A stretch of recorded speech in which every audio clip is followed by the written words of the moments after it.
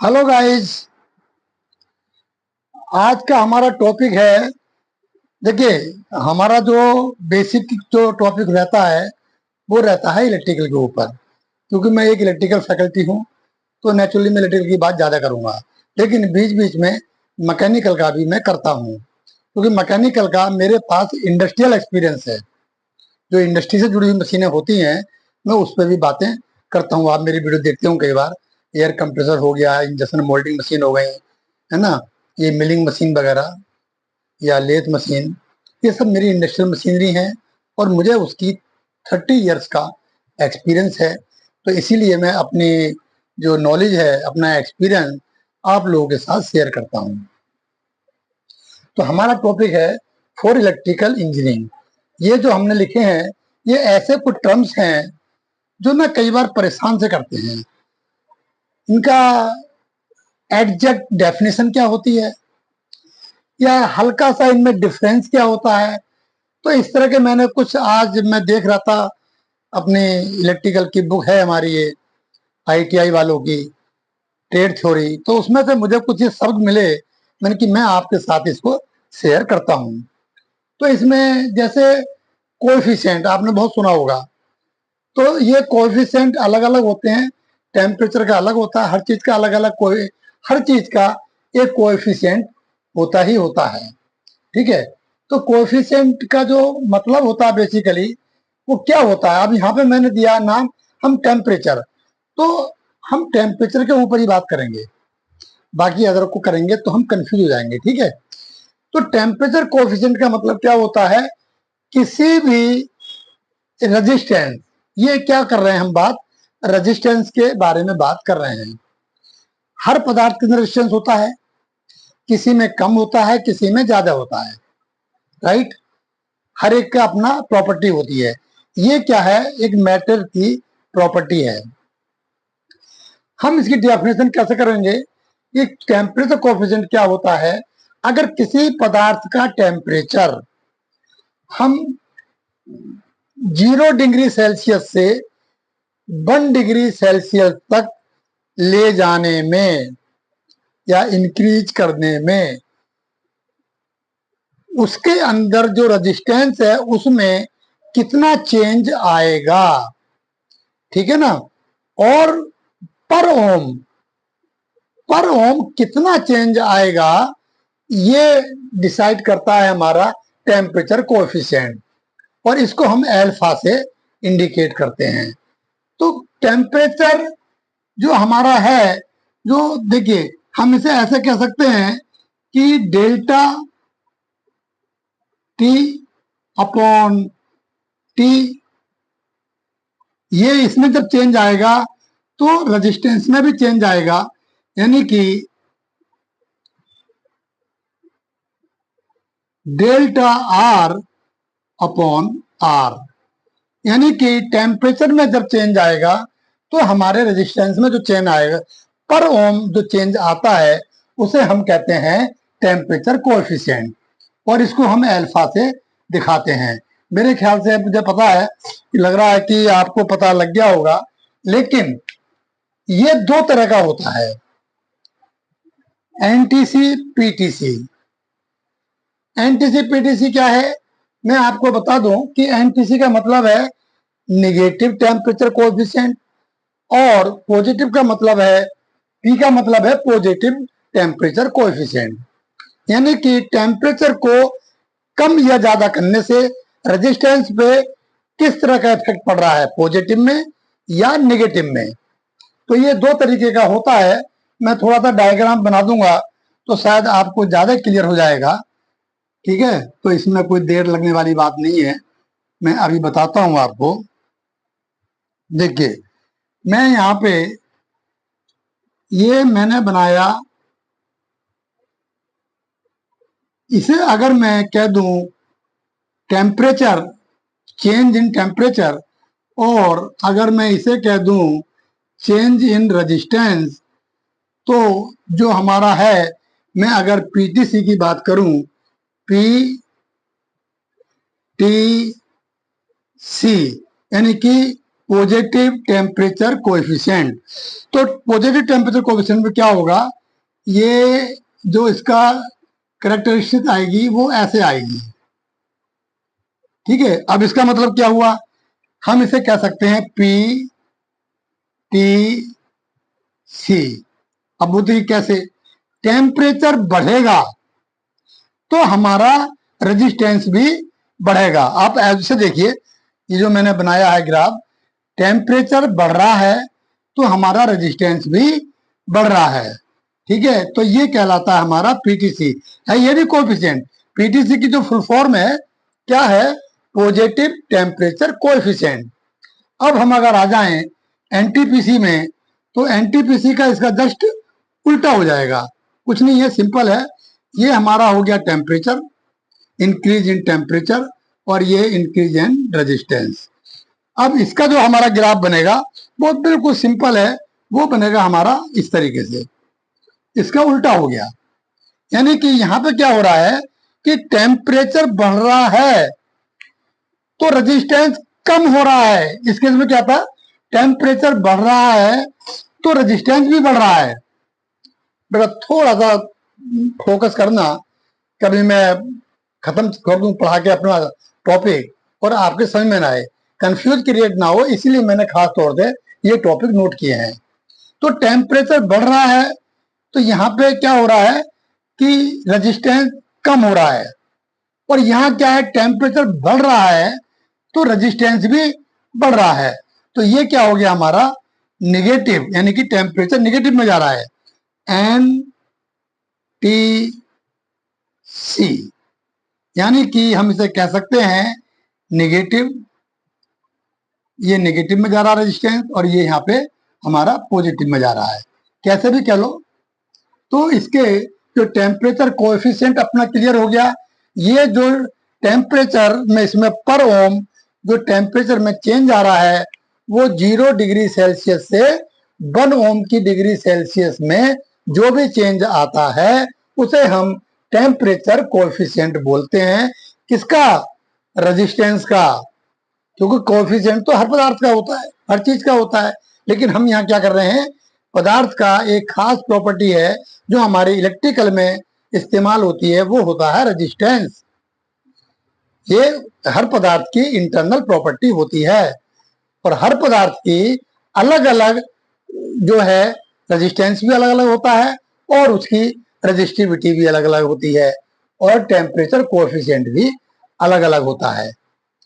अब रेजिस्टिविटी मैंने बोल दिया, तो इसके बारे में मैं आपको आगे बताता हूं। ठीक है, मैं इसको रफ कर देता हूं।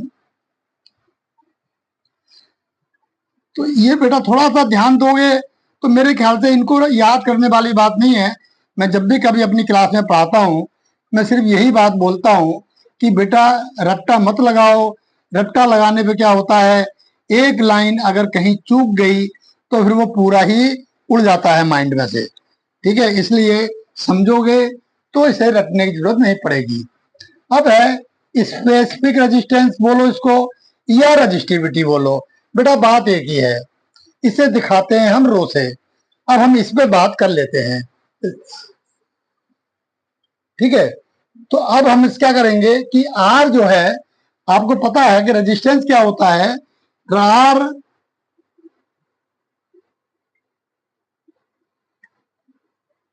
किसके समानुपाती होता है बेटा, एल के। ठीक है, लेकिन आर जो समानुपाती होता है वो 1/a के, यानी हिंदी में कहते हैं ये जो रेजिस्टेंस जो कंडक्टर होता है उसका जो क्रॉस सेक्शन एरिया होता है उसका व्युत्क्रमानुपाती। ठीक है, यानी कि उल्टा एकदम अपोजिट होता है। यहां पे क्या है, इसका मतलब क्या हुआ, अगर किसी कंडक्टर की लेंथ बढ़ेगी तो हमारा रेजिस्टेंस भी बढ़ेगा, राइट। और अगर किसी कंडक्टर का क्रॉस सेक्शन एरिया यानी कि ए, यानी कंडक्टर की मोटाई, अगर मोटाई बढ़ेगी तो रेजिस्टेंस कम होगा, और अगर उसकी मोटाई कम होगी तो रेजिस्टेंस बढ़ जाएगा। मैं समझ पा रहा हूं, इतनी बात तो क्लियर हो चुकी होगी आपकी। तो हम इसे लिख सकते हैं बेटा कि आर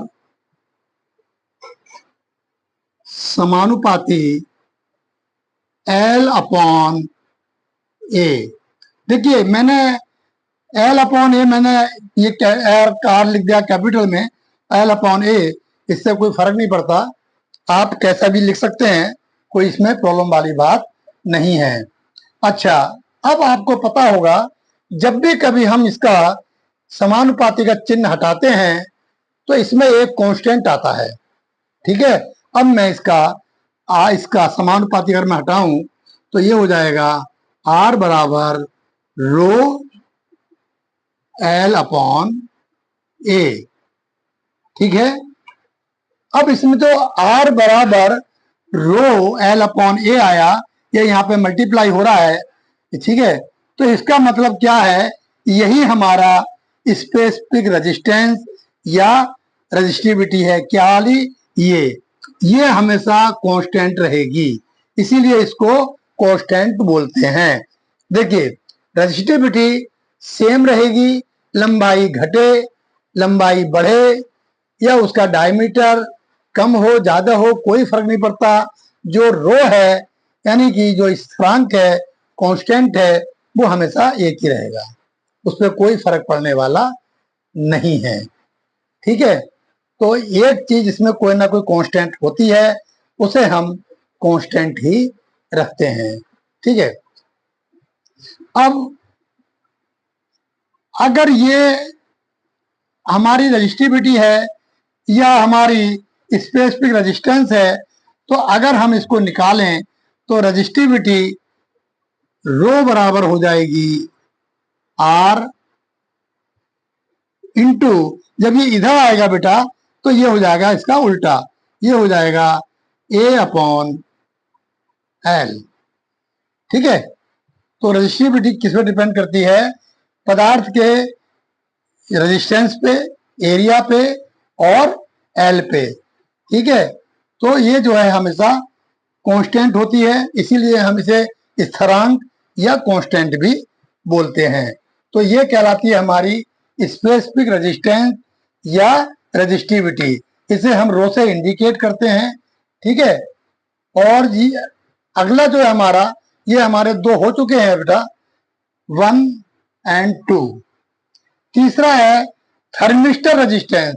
जी हाँ, आपने नाम सुना हो ना सुना हो, लेकिन अगर मैं एग्जांपल दूंगा तो आप समझ जाएंगे। ये तो हमने रेडियो ट्रांजिस्टर में बहुत लगे हुए देखे हैं, है ना, ये तो हमारे कंप्यूटर में भी लगे होते हैं। अभी मैं बताता हूं इसके बारे में, मैं चर्चा करता हूं। मैं इसको रब कर दूं।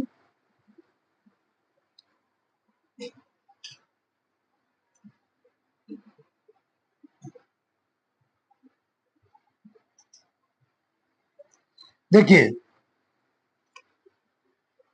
मैं एक सिंबल बना रहा हूं, सिंबल नहीं है ये, उसी की पिक्चर बनाने की कोशिश कर रहा हूं। कुछ ये गोल गोल होते हैं सिक्के की तरह, या छोटे सिक्के की तरह, इसमें से दो टांगे निकली होती हैं। ठीक है, और यहां लिखा होगा एन टी सी या फिर पीटीसी, या लिखा होगा पी टी सी। ये कहलाते हैं थर्मिस्टर ट्रांजिस्टर। क्या कहलाते हैं ये? Thermistor transistor. इसका यूज जो है, एप्लीकेशन, हम ज्यादातर इलेक्ट्रॉनिक्स में करते हैं। ये सर्किट को सेफ्टी प्रदान करते हैं, क्योंकि मैंने आपको बता चुका हूं मैं, थर्मिस्टर जो ये हमारे ये होते हैं, ये क्या है, ये जो मैंने ये ऊपर बताया था कोएफिशिएंट, टेम्परेचर कोएफिशिएंट, ये पूरा टेम्परेचर कोएफिशिएंट पर डिपेंड करता है। क्योंकि ये एक तरीके से ये है तो रेजिस्टेंस, लेकिन ये क्या होता है, अपनी वैल्यू को चेंज करते रहते हैं। किसके बेस पे? टेम्परेचर के साथ साथ। अगर टेम्परेचर कम होगा तो इसका रेजिस्टेंस भी कम या ज्यादा होता है, जो मैंने अभी कुछ देर पहले बताया था एनटीसी और पीटीसी में। तो ये जो है दो तरह के होते हैं, एनटीसी और पीटीसी।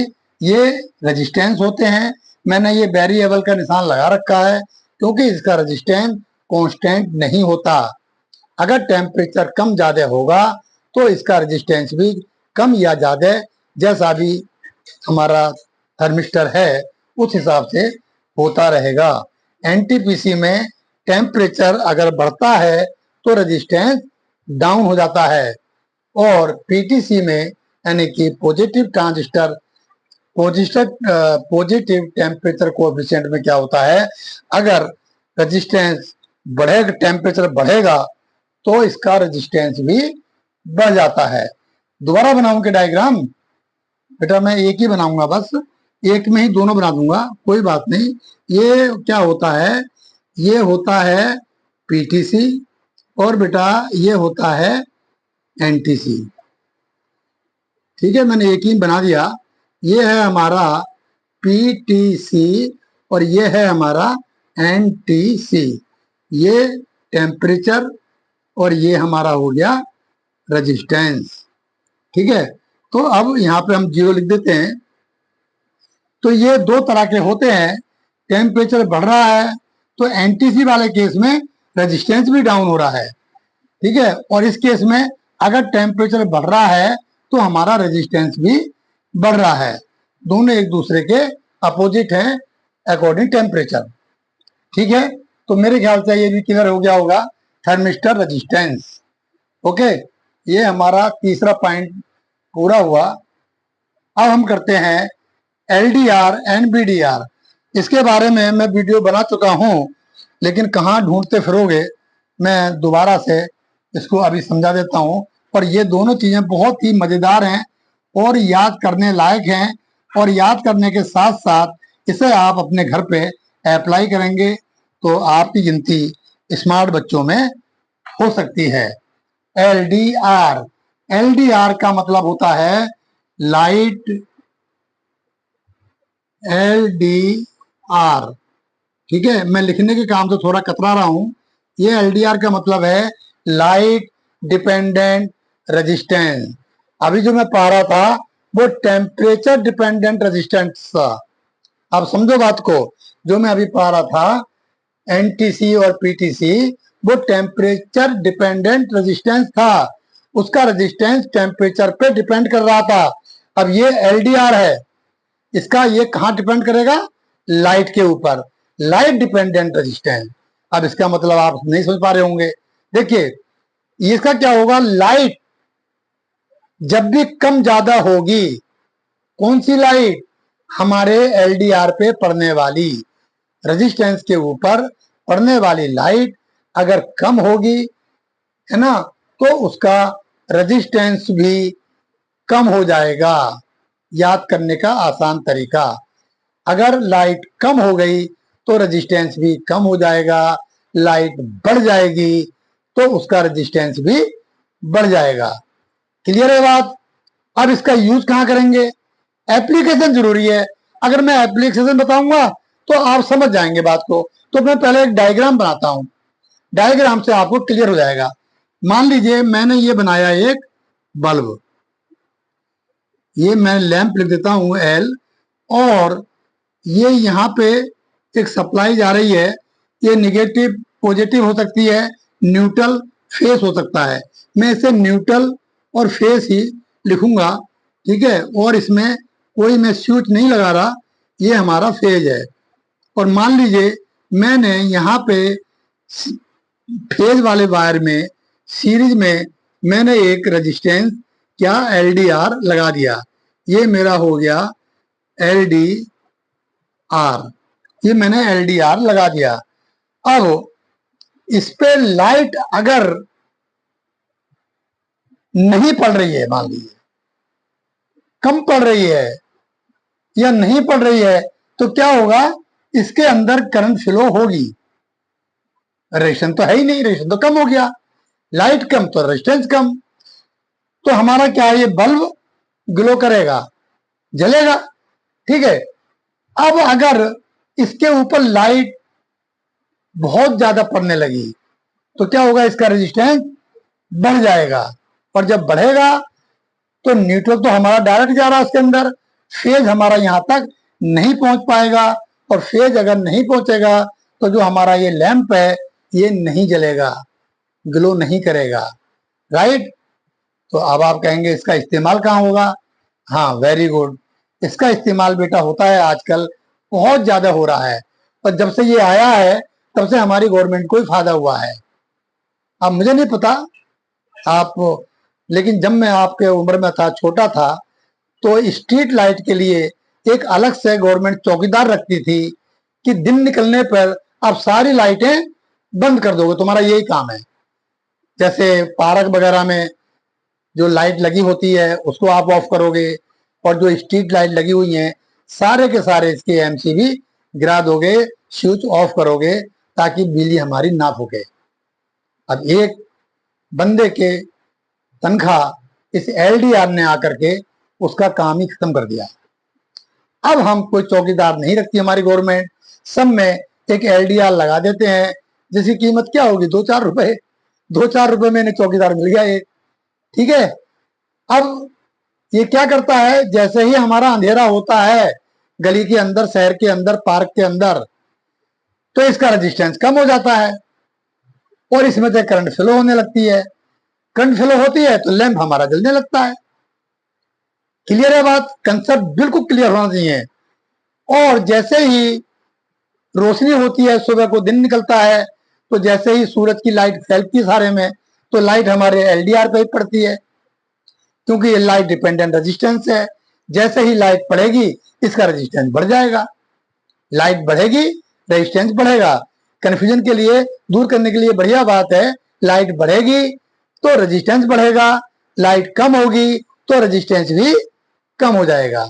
अब रेजिस्टेंस बढ़ गया इसके अंदर, अब करंट यहां से इधर आएगी नहीं आएगी, तो हमारा जो बल्ब है, जो इलेक्ट्रिकल लोड है, वो ऑफ हो जाएगा। है नहीं मजेदार वाली चीज? तो बेटा आप अपने घर पर इस्तेमाल करो, देखो क्या बढ़िया तुम्हारी इमेज बनेगी घर के अंदर, परिवार के अंदर। क्या लगेगा हमारा लड़का वास्तव में इलेक्ट्रिकल इंजीनियर बन गया। कहाँ इस्तेमाल करोगे? मान लीजिए आपके गेट के बाहर लाइट लगी हुई है, उसे आप रोज जलाते हो शाम को, और सुबह को रोज बंद करते हो। लगा दो एक एलटीआर ला के, 2-4 रुपए का आएगा मुश्किल से, और आप बन गए हीरो। ठीक है, तो इसका आप एप्लीकेशन समझ चुके हैं, और इसे आप अपने घर पे भी यूज कर सकते हैं। ठीक है, दूसरा है बीडीआर। बीडीआर भी बहुत बढ़िया चीज है, इसे भी आप अपने घर में, परिवार में यूज कर सकते हो। मैं लिख देता हूं यहाँ पे बी डी और आर। अब ये क्या है? अब तो आपने लगा लिया होगा हिसाब, हाँ सर हमें पता लग गया क्या है ये है वोल्टेज डिपेंडेंट रेजिस्टेंस।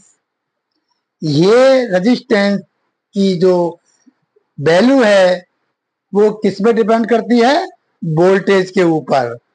अब ये भी आसान है, देखिए क्या बढ़िया इसकी बात है। अगर वोल्टेज बढ़ेगी, अब देखो यहां थोड़ा सा उल्टा मामला हो गया, वोल्टेज बढ़ेगी तो रेजिस्टेंस कम हो जाएगा। ये थोड़ी सी याद करना मुश्किल वाली बात है। आप इसको जो एलडीआर था उसका उल्टा मान लो। यहां क्या हो रहा है, वोल्टेज बढ़ रही है तो रेजिस्टेंस कम हो रहा है, और अगर वोल्टेज कम हो जाएगी, नॉर्मल हो जाएगी, तो रेजिस्टेंस हमारा बढ़ जाएगा। अब आप सोच रहे होंगे इसका एप्लीकेशन हम कहाँ कर सकते हैं? अभी बताता हूं मैं इसका एप्लीकेशन कहाँ हो सकता है। मुझे एक डायग्राम बनाना पड़ेगा, ठीक है, आपको समझाने के लिए। वही एक मैंने न्यूट्रल खींचा, ये न्यूट्रल है मेरा, दूसरा मैंने ये फेज बना दिया, ये फेज वायर मैं यहाँ पे लगा देता हूँ 2 फ्यूज। ठीक है, फ्यूज तो आप समझते होंगे ये क्यों लगाते हैं हम लोग, कि जब भी कभी हमारा सर्किट अगर शॉर्ट हो तो हमारे ये फ्यूज उड़ जाएं और हमारा सर्किट बच जाए। ठीक है, तो अब मैं इसको थोड़ा सा क्लियर करने के लिए क्या करूंगा, देखिए ये मेरा सर्किट बन गया, और ये मेरे घर की हो गई कोई भी इलेक्ट्रिक लोड हो गया। ठीक है, ये इलेक्ट्रिक लोड हो गया हमारा कोई भी, कुछ भी हो सकता है, जैसे फ्रिज, टीवी, ये हमारा क्या है, इलेक्ट्रिक लोड है। हम इसे दिखाएंगे आर से। ठीक है, इसका मतलब क्या है, लोड है आर दिखा दो या एल दिखा देता हूं मैं, ठीक है। ये क्या है हमारा एल हो गया, ये इलेक्ट्रिक लोड है। ये फ्रिज, टीवी या तुम्हारे पूरे घर की लाइट, आप ऐसे मानो ना, ये पूरे घर की लाइट है, ये वाली, ये पूरे घर की लाइट है। और यहाँ पे दो फ्यूज लगे हुए हैं हमारा, एक न्यूट्रल में एक फेस में। सिंगल फेज सिस्टम है ये, सिंगल फेज 2 वायर सिस्टम बोलते हैं इसके लिए। तो इसमें अब हमें बीडीआर कहाँ लगाना है बेटा, ये बहुत काम की चीज है, सिंपल है। हम लगाएंगे बीडीआर यहाँ पे, ये लग गया हमारा बीडीआर, बीडीआर। अब इसकी वर्किंग समझाते हैं।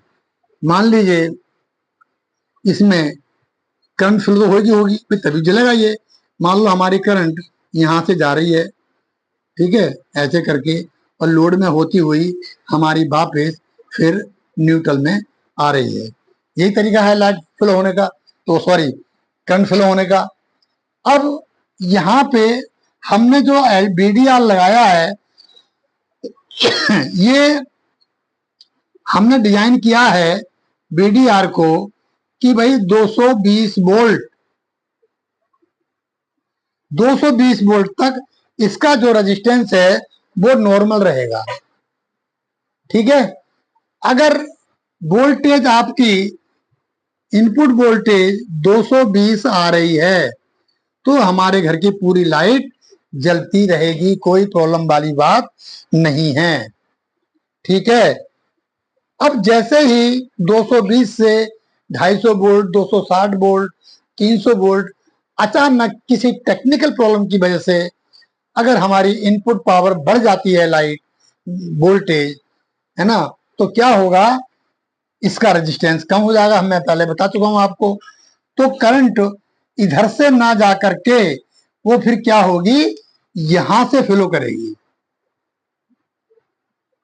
रेजिस्टेंस तो कम हो गया, पहले रेजिस्टेंस ज्यादा था तो इधर को जाएगी नहीं, क्योंकि करंट की एक टेंडेंसी होती है, एक नेचर होता है कि वो हमेशा कहां फ्लो करेगी, जहां रेजिस्टेंस कम होता है या नहीं होता है, सिंपल सी बात है, ठीक है। मैं करंट को एग्जांपल देता हूं पानी की तरह। पानी अगर फर्श पर डाले दोगे, ये कहां को फ्लो करेगा, जिधर रेजिस्टेंस नहीं होगा, यानी जिधर ढाल होगा। ढाल का मतलब जो टेपर में है हमारा फर्श थोड़ा बहुत, तो वो अपने आप ढूंढ लेगा, जिधर टेपर में होगा उस तरफ पानी फ्लो करने लगेगा। ऐसे ही हमारी इलेक्ट्रिक करंट है, ठीक है। जैसे ही यहाँ पर रेजिस्टेंस कम होगा, करंट हमारी इधर ना जा करके सीधी यहां से जंप मारेगी और ये न्यूट्रल और फेज दोनों को शॉर्ट कर देगी। शॉर्ट करेगी तो ये जो हमारे लगे हुए हैं फ्यूज, ये इनमें से कोई भी एक फ्यूज उड़ जाएगा, यानी कि सर्किट को कट कर देगा। इस तरह से हमारे घर के इलेक्ट्रिक लोड सारे सेफ रहेंगे, कोई खराब होने वाला नहीं है, ठीक है। जो भी हमारे पूरे परिवार, पूरे घर की लाइट हो या पर्टिकुलर हमारा फ्रिज हो या वॉशिंग मशीन हो, इस तरीके से हम इस बीडीआर का यूज करते हैं। तो बच्चों इसे भी अपने घर में ला करके और आप स्मार्ट बन सकते हैं और अपने घर में लगा सकते हैं। लगाने का आसान तरीका है, इसको दोनों तारों को जहां कंडेंसर लगाते हैं, कैपेसिटर पावर फैक्टर के लिए, अगर आपको लगाना आता है, नहीं तो मैं बताऊंगा किसी दिन कि कैपेसिटर कैसे लगाते हैं पावर फैक्टर बढ़ाने के लिए। तो दोनों न्यूट्रल और फेज के बीच में यानी कि पैरेलल में आप एक बीडीआर लगा देंगे और ये बढ़िया करके चौकीदार वाला काम करेगा। ये भी ध्यान रखेगा, वोल्टेज ज्यादा आई सर्किट कट, वोल्टेज नॉर्मल है कम है सर्किट ऑन, है ना। एक अच्छा खासा, है ना, अनपेड एम्प्लॉय आपके लिए मिल जाता है। तो हमारा चौथा हो गया एलडीआर बीडीआर। अब हमारा पांचवा है टॉलरेंस ऑफ रेजिस्टेंस। अब टॉलरेंस ऑफ रेजिस्टेंस आपने पढ़े तो बहुत होंगे और मैं भी पढ़ा चुका हूं कलर कोड वगैरह में। जो हम लोग कलर कोड का मैंने आपको बताया था किस तरीके से कलर कोड याद किए जाते हैं और कैसे उनकी वैल्यू निकाली जाती है विदाउट एनी इंस्ट्रूमेंट्स, बिना इंस्ट्रूमेंट्स के हम कैसे पता लगा लेते हैं कि इसका रेजिस्टेंस कितने ओम है। ठीक है, मुझे बेटा खांसी आ रही है बार बार, जरा मैं पानी पी लेता हूँ।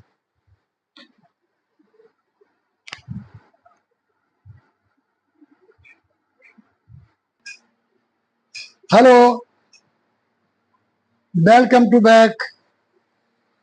देखिए, हमारा एलडीआर बीडीआर हो चुके हैं। अब हमारा पांचवा पॉइंट है टॉलरेंस ऑफ रेजिस्टेंस। बहुत पढ़े होंगे, समझे होंगे, मतलब शायद पता ना हो। देखिए, ये किसी रेजिस्टेंस का टॉलरेंस, अगर मैं टॉलरेंस की आपको हिंदी बताऊं तो आपको अजीब लगेगा। टॉलरेंस की जो हिंदी है वो होता है लचीलापन। अंग्रेजी बताऊं लचीलेपन की तो फ्लेक्सिबिलिटी। फ्लेक्सिबिलिटी के मतलब थोड़ा सा वो अपने आप को कितना एडजस्ट कर सकता है, कोई भी चीज, कोई भी इंसान। अगर इंसान के अंदर फ्लेक्सिबिलिटी है तो वो थोड़ा बहुत इंसान के साथ कंप्रोमाइज कर लेता है, आगे पीछे थोड़ा सा करके अपना काम कर लेता है। तो जो टॉलरेंस है रेजिस्टेंस की, यही वही प्रॉपर्टी है। एग्जाम्पल के लिए मैं आपको बताऊं, ये कोई रेजिस्टेंस है और इसमें लिखा हुआ है 100 ओम। ये रेजिस्टेंस के ऊपर लिखा हुआ है 100 ओम, ठीक है। और साथ में ये भी लिखा हुआ है, यह कलर कोड वाला समझो, इसमें लिखा हुआ है कि जो इसकी टॉलरेंस है वो ±5% है। ±5%। अब इसका मतलब क्या हुआ? इसका मतलब क्या हुआ, देखो, अगर हम इस इंस्ट्रूमेंट, इस रेजिस्टेंस की एक्चुअल में वैल्यू नापें तो नापनी पड़ेगी। अगर नापोगे आप तो 100 नहीं मिलेगी, थोड़ी सी कम या ज्यादा मिलेगी।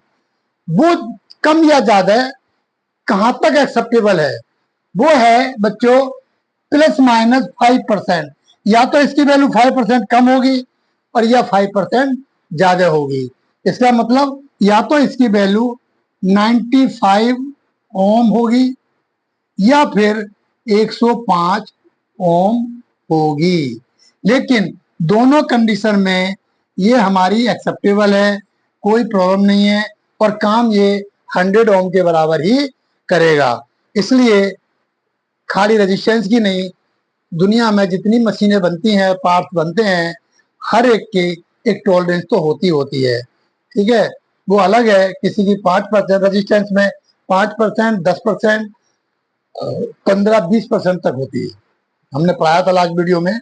अगर कलर कोड के अंदर जो चौथी पट्टी होती है, ठीक है, वो गोल्ड और हमारी सिल्वर, और एक पट्टी होती है वो कलर ही नहीं होता उसके अंदर कोई भी। अगर कोई कलर नहीं है तो उसकी टॉलरेंस हमारी होगी कितनी? 20%। और बाकी में 5% और 10% होती है। तो आप समझ गए टॉलरेंस क्या होती है। मुझे पूरी आशा है कि आपका ये वाली चीज भी क्लियर हो गई होगी। अब आता है रेजिस्टेंस एंड रजिस्टिविटी। अब देखो, बड़े नजदीक का मामला है इनमें, इसीलिए मैंने ये जरूरी समझा कि मैं ढूंढ ढूंढ के ऐसी चीजें बताऊं ताकि आप स्मार्ट बन सकें। और कंपटीशन वगैरह में असल में इसी टाइप के क्वेश्चन आते हैं, इसीलिए बच्चे कंपटीशन क्वालिफाइड नहीं कर पाते। क्लास में तो पास हो गए, टॉप कर लिया, है ना, अपनी क्लास टॉप कर ली, कॉलेज टॉप कर लिया, लेकिन अक्सर वो बच्चे, कुछ बच्चे ऐसे होते हैं जो कंपटीशन क्वालिफाइड नहीं कर पाते। रीजन क्या है कि हर स्टूडेंट, हम भी, कोई भी हो, जो छोटी छोटी बातें होती हैं उसे नजरअंदाज कर देते हैं, मुश्किल से मुश्किल प्रॉब्लम को सॉल्व करते हैं। जो बच्चे मुश्किल से मुश्किल प्रॉब्लम को सॉल्व कर रहे हैं, लेकिन ये छोटी छोटी बातें कहीं ना कहीं हमसे छूट जाती हैं। Resistance and resistivity. रजिस्टिविटी को ही हम स्पेसिफिक रेजिस्टेंस भी कहते हैं। ठीक है, ये दोनों का एक ही मतलब है, मैंने ये लिखा हुआ भी है स्पेसिफिक रेजिस्टेंस और रजिस्टिविटी। जिसका जो हमारा जो सिंबल होता है वो होता है रो। रो, और जो इसकी यूनिट होती है वो होती है ओम मीटर। यूनिट बहुत मायने करेगी। अगर आप यूनिट नहीं आएगी आपको, ये ऐसा यूनिट होती है ओम मीटर। ये किसकी यूनिट है? रजिस्टिविटी की, रेजिस्टेंस की नहीं। रेजिस्टेंस क्या है, ओम है, और रजिस्टिविटी ओम मीटर। ठीक है, अब हम समझते हैं इसमें डिफरेंस क्या है। दोनों तो एक ही चीज है। देखिए, रेजिस्टेंस क्या है, किसी पदार्थ की वो प्रॉपर्टी है जो अपने अंदर से करंट के फ्लो होने का विरोध करता है, उसे हम रेजिस्टेंस कहते हैं, और उस पदार्थ को रजिस्टर बोल देते हैं।